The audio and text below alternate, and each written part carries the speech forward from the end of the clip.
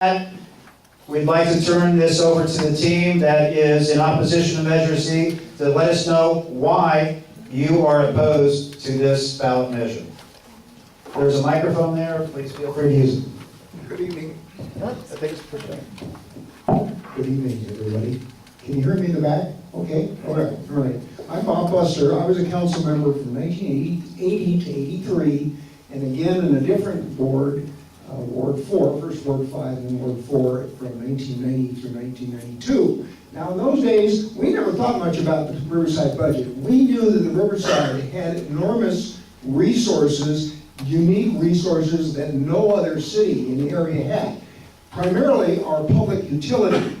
So that Riverside, unlike all the other surrounding cities, in addition to having three prime revenue sources, the existing sales tax, the property tax, and the 6.5% utility users tax, in addition to those three, we have a fourth, and that's this transfer of the, quote, profits from the utility, both electric and water, into the general fund every year under charter provisions. This is still going on today. In fact, of the nearly over quarter of $1 billion budget, revenues now, the overall revenues for general fund are about $266 million. We're just transferred in from the utility 45 or 46 million. So that Riverside shouldn't be having these problems. These revenues, all four of them, major sources of revenues, have been rising for the past 6 years at better than 4% compound rate.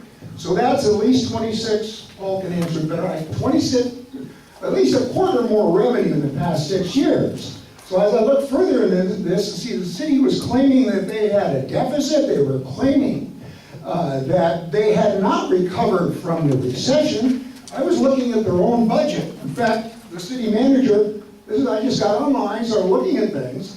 The city manager puts out these budget facts early this year and asks, is the city in financial trouble? And says, absolutely not. The city is in a better financial position today. And in a more extensive letter, official letter, transmitting the new budget, the new 2-year budget, to the city council and to the people, the city manager said, overall, with the implementation of all of the proposed balancing measures, the general fund reserve is projected to gradually replenish from 12% in the first year of the budget to over 16% in the fifth. So what he's saying is that we can balance the budget, we probably need some belt tightening, but we can manage this and there won't be any severe cuts. So when I looked at Measure Z, the first thing they title on it, up at the top, is to prevent cuts to all your emergency service, fire, police, and rest. Well, why would we need cuts if they can manage a budget without any cuts? The city manager didn't mention any cuts. He didn't mention any need for new taxes in the budget. So what's going on here? I hope we'll be able to find out tonight what is really going on.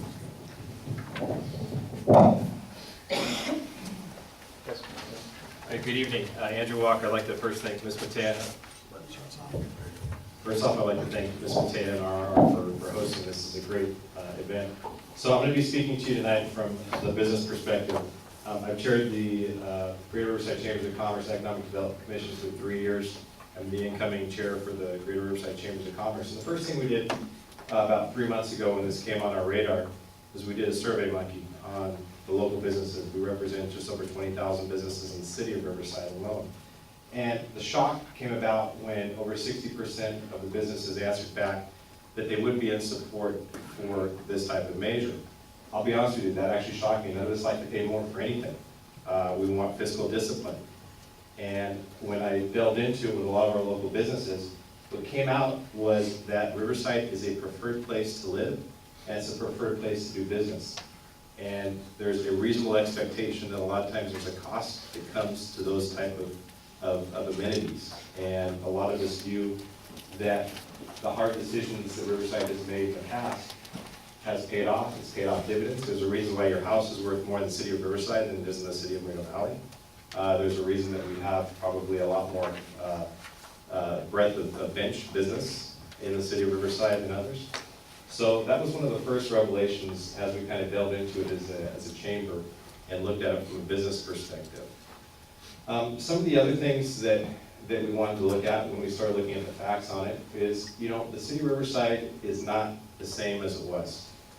There's a lot of stressors on the city of Riverside. Mr. Buster mentioned one of the great things that has put the city of Riverside ahead, which is the utility department. We had a 26% reduction in the water fund alone, and that was due to state mandates that we had no control over. That has a direct effect on the general fund. Every time one of you puts a photovoltaic, a solar panel, or your neighbors puts a solar panel on the roof, it's exactly what you should do. It's the responsible thing socially and environmentally to do, but it's money directly out of the general fund. We don't live in the same environment that we did 10, 20, 30 years ago. Those things we have to be cognizant of. If we want to keep the same standing, it comes at a price. Some other things to consider is that when you look at the ratio of some of our emergency services to citizens, we are actually a little below.